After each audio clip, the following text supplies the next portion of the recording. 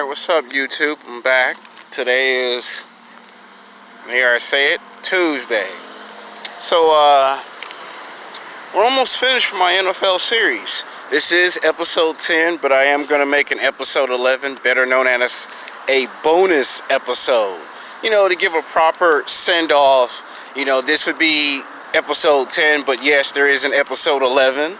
You'll be shocked what I do with episode 11, as well as being shocked with what I do with episode 10. So it's going to be the quarterback of the St. Louis, now Los Angeles Rams football team, Jared Goff, versus Drew Brees when he's with them New Orleans Saints. Now, you probably might scratch your head, you might spit out your Pepsi, your Mountain Dew, your Coca-Cola, you might spit out your tea, your water, your Coke 45.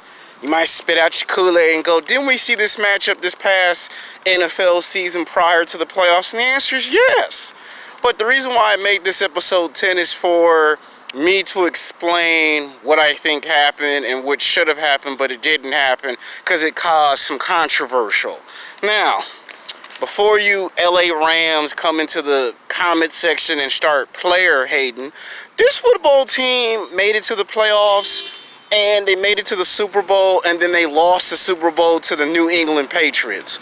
Now, let me say first and foremost, this football team had no business in the Super Bowl in the first place. Because when you get to the Super Bowl with that type of momentum, you could have beaten the New England Patriots. Had that been Drew Brees and the New Orleans Saints, they might have been able to actually beat the Patriots because he had the experience in competing in Super Bowls. And this team didn't even have no experience to a Super Bowl, and they lost. And that goes to show you when you're inexperienced and you lose in a Super Bowl is a nice way of saying you shouldn't have even gone to the big dance to begin with. But since they did, you see the end result. I expected an actual challenge, and it was like the Patriots was taking candy from a baby. It's like, I love the Super Bowl. I'm glad Tom Brady won another championship, but I wanted it to be competitive to the point where, okay, he won the championship, but you could see why he won it because he earned it. In other words, it was like, I'm taking the trophy, give it to me, it's mine. It's like, in other words, where was that motivation? Where was that drive for the whole entire season that wasn't in the Super Bowl? So for me, the Super Bowl was good, but like the critics say, it's bittersweet. I expected a challenge, you know, at least let the game go into overtime. Now, Jeff Gall was the #1 pick in the 2006 NFL Draft. Yes, I have a script. And he was the quarterback for St. Louis Rams, now Los Angeles Rams. Now, he was a backup quarterback. It seems like every time you get these great quarterbacks, the story always plays out. They're always a backup quarterback. Similar fashion, somebody got hurt, and he do what all quarterbacks do. He takes over the presence of a football game. He's very big, very strong, very fast, very competitive. All of a sudden, he wins 1 game, 2 games, 3 games, 4, 5, 6, 7, 8, 9 games in a row. And then about 3 seasons later, he eventually becomes the quarterback. Throws the football pretty good. And every now and then, you'll see him run and make 2 or 3 touchdowns.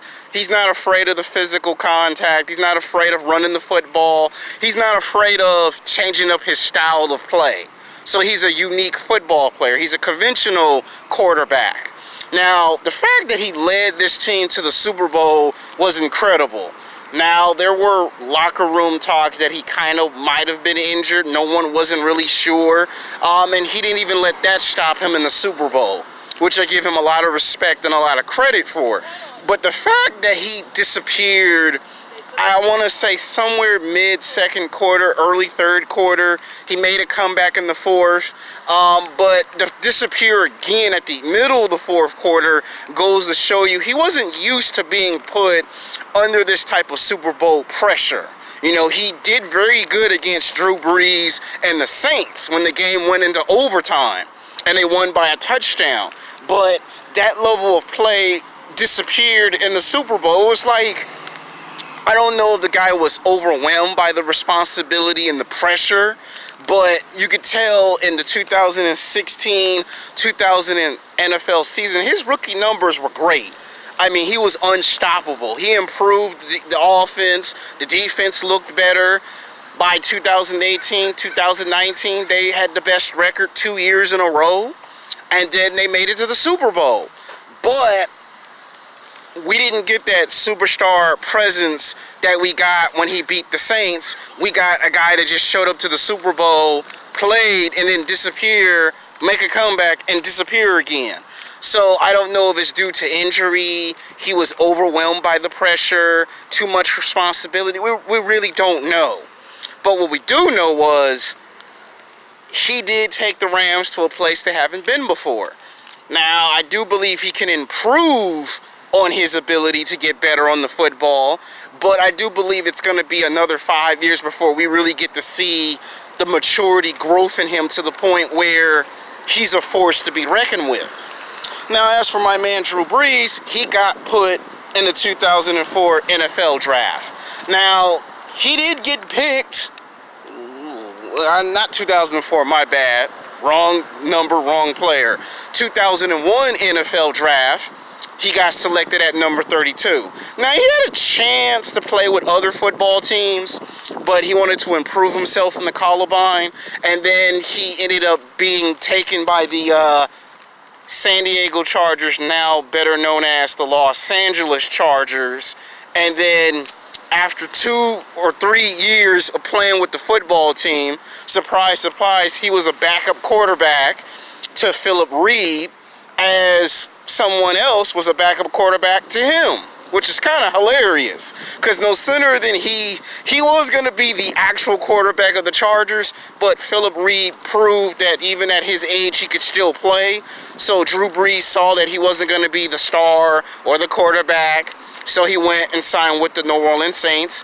And again, he was a backup quarterback, and then from out of nowhere he became the breakout superstar. You know, he could make 5 to 6 touchdowns. He could throw the football. His presence, that he was being a cross between a Tom Brady and a Brett Favre, with some comparisons to Joe Montana and Troy Aikman. There were some comparisons to these 4 football quarterback legends. And I say legends because, you know, now they consider him a legend. Now they consider Tom Brady a legend. You know, he put up those similarity numbers, you know, and even though they lost, and when he went against the Patriots, he showed that he could take on somebody like a Tom Brady and the New England Patriots. He showed that he could do that. And then you get to the 2007-2008 season, they failed to make playoffs. 2008, they make it to the playoffs. He wins his first playoff game with the Saints, wins his second playoff game, but loses on his way to a Super Bowl. And then a year later, it's 2009, he goes to a Super Bowl. And who did he go up against? Who did he go face-to-face against? Peyton Manning and those Indianapolis Colts. And he beats them in great, devastating fashion. I mean, the way he threw the football with pure accuracy, the way he dominated that football game, the way he made a comeback when we all thought it was all over. You know, I had picked the Colts to win the Super Bowl, and Drew Brees and the Saints, they made a comeback the second half of the football game. All of a sudden, the score gets tied. All of a sudden, they pass up the score. All of a sudden, you can see the Colts' defense fall apart. You can see the offense frustrated. And what do we see? Them celebrating winning their first Super Bowl championship. I was shocked. I was stunned that less than 3 or 4 years of signing with the Saints, again, he done what only a few conventional quarterbacks could ever do. That's win a Super Bowl in such a short period. Now, in 2010, they had a breakout season, but they got overwhelmed and failed to make playoffs. 2011, 2012, back-to-back years, they made the playoffs, but he was plagued by injury. Then we get to 2014, 2015 season. They traded some players, had some money disputes. They would make playoffs 2 years in a row, but get eliminated 2 years in a row. And then finally by 2016-2017 season, they made a resurgence. They would win their football games, but then, you know, there were too much competition. And by 2018-2019, he got it back together. And at his age, in his late 30s, he proved that he could still do the same thing like Tom Brady. You know, he would win the most games in the season. At one moment, they had an undefeated record before it was broken. And then he won their first playoff game, second playoff game. And all they had to do was go against these Rams in a controversial game that went into overtime. And all he had to do was beat these Rams, and he would have been going to a Super Bowl against Tom Brady and the New England Patriots. Unfortunately, the score was 23-26, lost by a touchdown or two, and it was controversial because some people thought that the football really wasn't a touchdown. And what do we see? We see that the Rams win, and we see that the Saints lose. Which brings me to my point. What would have happened had this Drew Brees been in his prime and not the Drew Brees towards the end of his prime? I think what would have probably happened had Jared Goff got into the NFL a lot earlier, we probably would have seen something similar to this effect. But for argument's sake, I'm going to say the football game would have turned out much the same. I think if we would have got him when he won the Super Bowl, and he didn't get injured throughout the years, I think we would have seen Drew Brees put a whooping on the Rams like he did, but they lost. So it would be the complete reverse. It would be the Rams would lose and the Saints would win. So who's a better football player? I'm arguably going to say it's actually Drew Brees because he's won a Super Bowl. He won MVP. He's been in the NFL for a long time, and he had the experience. He's played all the football teams, all the quarterbacks, and he's done it in great fashion. But it makes no excuse because by the end of the day, the other football team won. But my strong belief is I believe Drew Brees is better than Jeff Goff based on experience.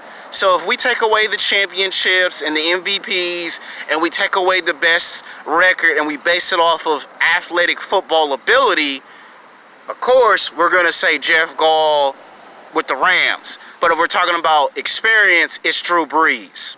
Until then, peace.